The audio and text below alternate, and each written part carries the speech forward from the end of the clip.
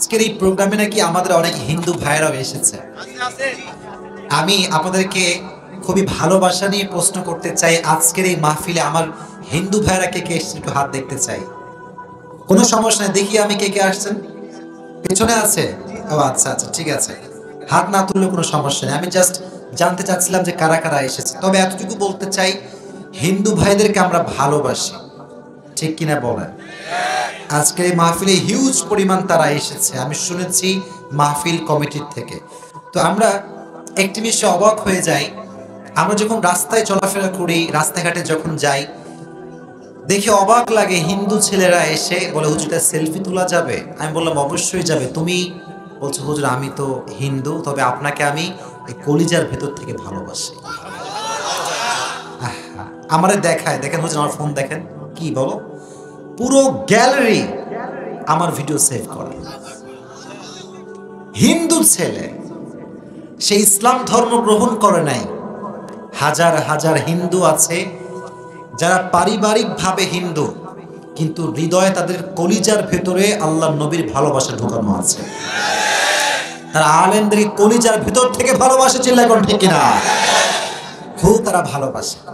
Even অনেক হিন্দু যুবকরা আমাকে মেসেজ পাঠায় আমার মেসেঞ্জারে, আমার হোয়াটসঅ্যাপে, আমার পেজে, যে হুজুর আমি হিন্দু হয়েছি তো কি হয়েছি, আমার পুরো পরিবারই আপনার কথাগুলো অনলাইনে শোনে। এটা হচ্ছে ইসলামের সুনিশ্চিত বিজয়। ইসলামকে, ইসলামের শত্রুরা যত বেশি মাটির নিচে দমিয়ে দিতে চাইবে, ইসলাম তত বেশি সামনের দিকে অগ্রসর হয়ে যাবে। দিস ইজ ইসলাম, এটাই হচ্ছে ইসলাম। তবে আমরা কোনো সহিংসতা পছন্দ করি না, আমরা কারো প্রতি বিদ্বেষ পোষণ করি না, আমরা সবাইকে আল্লাহর জন্য ভালোবাসতে জানি। আমাদের মাঝে হিন্দুদের জন্য ভালোবাসা আছে না নাই? সংখ্যালঘুদের উপরে আমাদের একটা ভালোবাসা আছে না নাই? আমরা দোয়া করি আল্লাহ তাআলা সমস্ত হিন্দু ভাইদেরকে ঈমানি শক্তিতে বলিয়ান হয়ে কালেমা পড়ে মুসলিম হওয়ার তৌফিক দান করুন। পড়া আমিন। লা ইকরাহা ফিদ্দীন। আপনি কাউকে জোর করে মুসলমান বানাতে পারবেন না যে ভাই তোরে মুসলমান হতেই হবে, না। আপনার বিহেভিয়ার, আপনার কথা, আপনার কমিউনিকেশন এত সুন্দর হবে যে বিধর্মী আপনার সুন্দর ব্যবহার দেখে কালেমা পড়ে মুসলমান হয়ে যায়।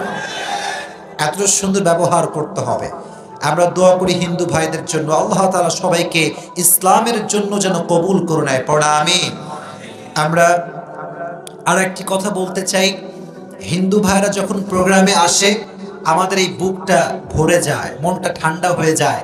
আমাদের মনে হয় যে আমরা যা বলি কোরআন থেকে বলি, এই জন্য হিন্দুদের কলিজায় গিয়ে কথাগুলো আঘাত করে।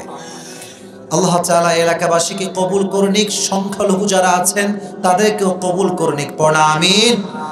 ইন্নাদ দীনা ইনদাল্লাহিল ইসলাম। In the day of judgment, there is only one religion will be acceptable to you, Lord, which is Islam. কিয়ামতের কঠিন ময়দানে আল্লাহ তাআলার কাছে একটা ধর্মই acceptable হবে, গ্রহণযোগ্য হবে। আল্লাহর কাছে একটা ধর্মই মনোনীত, ধর্মের নামটা কি? এই ধর্মে কোনো ভেজাল আছে? কোনো সন্দেহ আছে?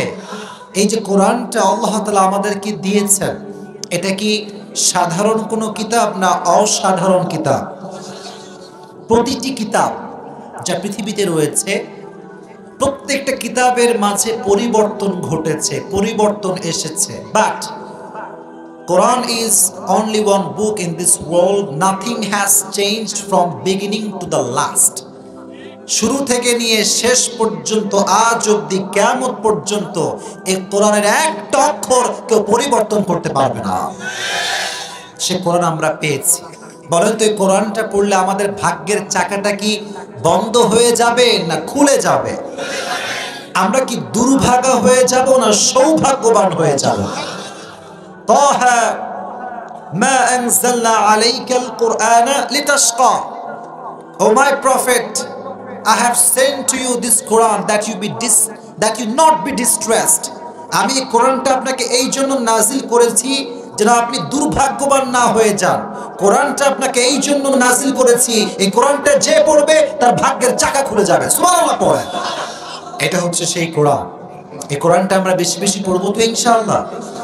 যুবকরা তোমরা মরা হলে তো চলবে না, জোরে বলতে হবে ইনশাআল্লাহ।